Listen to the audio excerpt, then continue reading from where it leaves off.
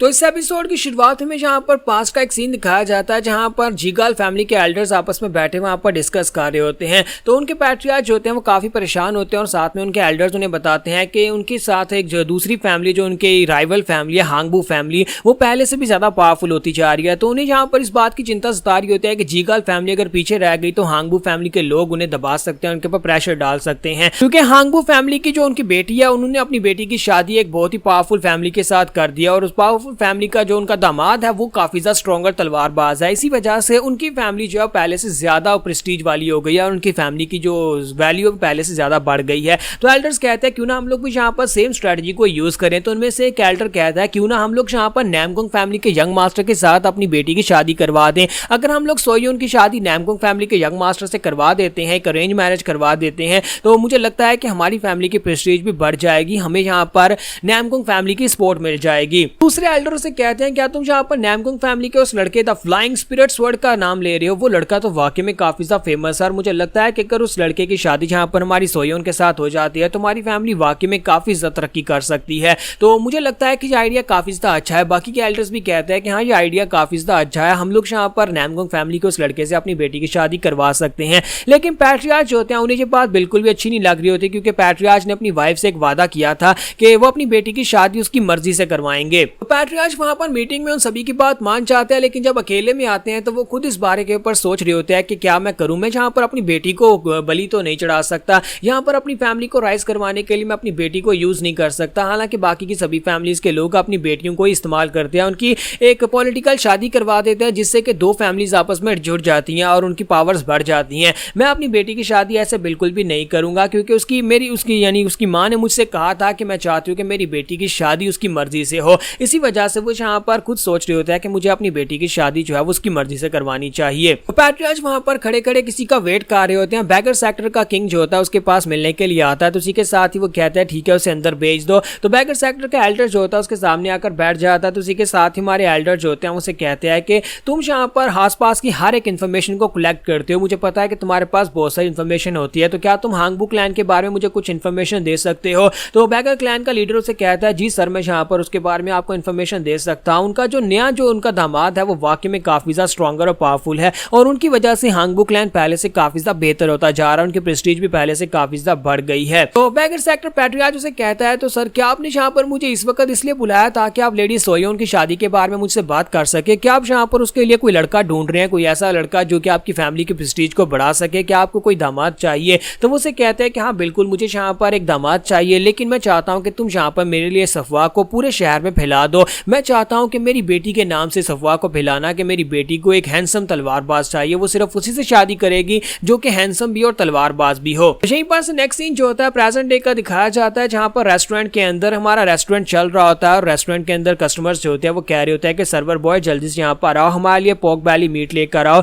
यानी कि उसे यहाँ पर काफी सारे काम होते हैं और जहाँ पर उसका जो चीफ होता है वो कहता है कि लड़के मूसांग जल्दी से जल्दी 8 नंबर टेबल के ऊपर खाना देकर आओ। मूसांग भी काफी अच्छे से काम करता होता है, वो काफी ज्यादा एक्टिव होता है और वो कहता है हाँ क्यों नहीं मैं अभी जाकर देकर आता हूँ। वो भाग भाग कर वहां पर काम कर रहा होता है, जबकि वहीं पर ऊपर लेडी सोयोन को दिखाता है कि वो सेकंड फ्लोर के ऊपर बैठी होती है और उसकी तरफ देख रही होती है। ये समझ लो कि वो दूसरे रेस्टोरेंट में से उसे देख रही होती है और कहती है कि इस लड़के को जब भी मैंने यहाँ पर देखा है ये लड़का इतनी तेजी के साथ ही काम कर रहा था और ऊपर से ये लड़का बहुत ज्यादा हैंडसम भी है। तुम्हारी सोयोन को यहाँ पर उसके साथ कोई रोमांटिक फीलिंग्स तो नहीं होती, लेकिन वो उसे देख देख कर जेलस हो रही होती है और कहती है काश मैं भी यहाँ पर इस लड़के की तरह एक काम सादा जिंदगी जी सकती, मैं भी अपने फैसले खुद ले सकती और इसी की तरह यहाँ पर भाग भाग कर कोई ऐसा काम कर पाती जो ऑर्डिनरी इंसान करते हैं। लेकिन क्या करूं, मुझे यहाँ पर अपने फादर के कहे मुताबिक अब यहाँ पर किसी ऐसे इंसान से शादी करनी पड़ेगी, क्योंकि फादर ने मेरे लिए यहाँ पर अरेंज मैरिज का बंदोबस्त किया किसी ऐसे इंसान का जिसको मैं जानती भी नहीं हूँ। उन्होंने यहाँ पर मेरे नाम से अफवाह फैला दिया है कि मैं किसी हैंडसम तलवारबाज से शादी करूंगी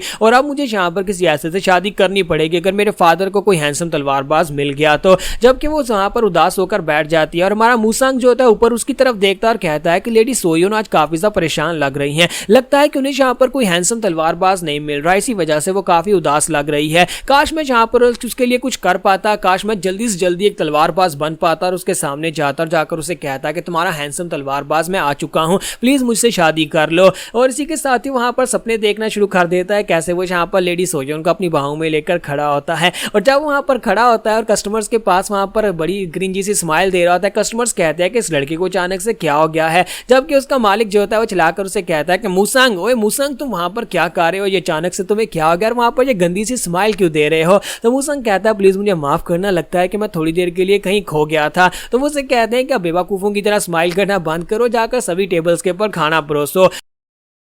तो इसी के साथ ही शाम का सीन दिखाता है कि शाम के वक्त हमारा मूसंग जो होता है उसे छुट्टी होती है और वो घर वापस की तरफ चल पड़ता है और कहता है कि आज के दिन तो यहाँ पर मालिक से डांट पड़ गई, लेकिन खैर यहाँ पर आज जाकर फिर से ट्रेनिंग करूंगा। मुझे यहाँ पर पूरा दिन की ट्रेनिंग, पूरा दिन यहाँ पर काम करने के बाद रात को ट्रेनिंग करनी है ताकि मैं जल्दी से जल्दी एक हैंडसम तलवारबाज बन सकूं। हमारा मूसंग जो होता है जैसे ही वहां पर बाजार में से चलता हुआ जा रहा होता है तो वहां पर रश लगा होता है। एक बंदा वहां पर बैठा होता है जो कि मार्शल आर्ट्स की बुक्स बेच रहा होता है जो तलवारबाजी के बारे में होती हैं। उसके पास कुछ मार्शल आर्ट्स की बुक्स होती हैं जिनको वो यहाँ पर ये कहकर बेच रहा होता है कि ये एक बहुत ही खास किस्म की बुक्स हैं और बड़ी फैमिलीज की बुक है, यानी कि खास मास्टर्स या सेज की लिखी हुई बुक्स हैं। और हालांकि वो फेक बुक्स होती हैं, इसी वजह से वो यहाँ पर उनको सस्ते दामों में बेच रहा होता है। तो लोग जो होते हैं वहां पर उन बुक्स को चेक करते हैं लेकिन वापस उनको वहीं पर छोड़कर चले जाते हैं क्योंकि उन्हें लगता है कि ये वाकई में फेक है। उसके पास दो बुक्स होती हैं, वो कह रहा था कि एक बुक खरीदोगे तो एक उसके साथ फ्री मिलेगी। एक तलवारबाजी के बारे में होती है जिसके अंदर स्किल ऑफ 10,000 मास्टर्स, जिसको यहाँ पर special the 3 swords of the white crow कहा जाता है, एक स्पेशल टेक्निक होती है।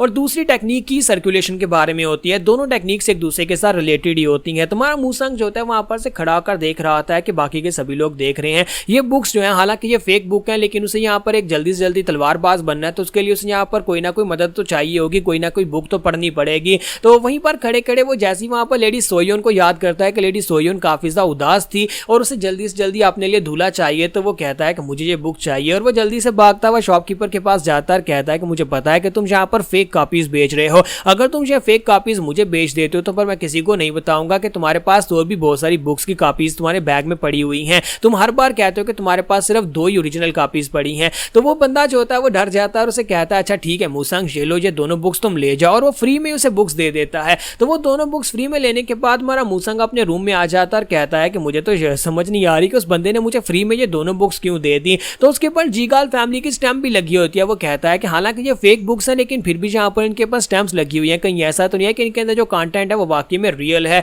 तुम्हारा मूसंग जो होता है पहले वहां पर स्पेशल टेक्निक यानी तलवारबाजी की swords of the white crow technique को ओपन करता है। उसके अंदर तस्वीरें भी बनी होती हैं और साथ में राइटिंग भी होती है कैसे कैसे यहाँ पर अपने पोज बनाने और कैसे तलवारबाजी को अप्लाई करना है। थोड़ी देर तक उसको पढ़ने के बाद, तस्वीरें देखने के बाद मूसंग कहता है कि मैंने यहाँ पर ये तो समझ लिया कि तस्वीरें कैसे बनी हुई हैं लेकिन मुझे एक लफ्ज की समझ नहीं आई कि यहाँ पर इनको अप्लाई कैसे करना है, कैसे यहाँ पर तलवार को घुमाना है और यहाँ पर ये एल्बो पॉइंट्स और की पॉइंट्स क्या होते हैं मुझे इनकी बिल्कुल भी समझ नहीं आ रही। लगता है कि कल रेस्टोरेंट में जाकर अगर कोई मार्शल मास्टर आएगा तो उससे जाकर पूछूंगा कि ये की पॉइंट्स क्या होते हैं और ये एल्बो पॉइंट्स क्या होते हैं, क्योंकि उसे बिल्कुल भी समझ नहीं आ रही होती, उसने आज से पहले कोई मार्शल आर्ट्स की बुक पढ़ी ही नहीं थी। तो हमारा मूसंग जो होता है वहीं से दूसरी बुक को उठाता और कहता है कि चलो पहले की सर्कुलेटिंग बुक को पढ़ लेते हैं, हो सकता है इसमें से कुछ समझ आ जाए। जब वो इसे पढ़ना स्टार्ट करता है तो उसके अंदर काफी सारी टर्म्स लिखी होती है जो कि की सर्कुलेटिंग पॉइंट्स और प्रेशर पॉइंट्स के बारे में होती हैं। तो वो कहता है कि डिटेल सारी तो इसमें लिखी हुई है, मुझे लगता है कि पहले इस बुक को कंप्लीट पढ़ना चाहिए। और उस बुक को पढ़ने के बाद वहीं पर उसे नींद आ जाती है और वो सो जाता है।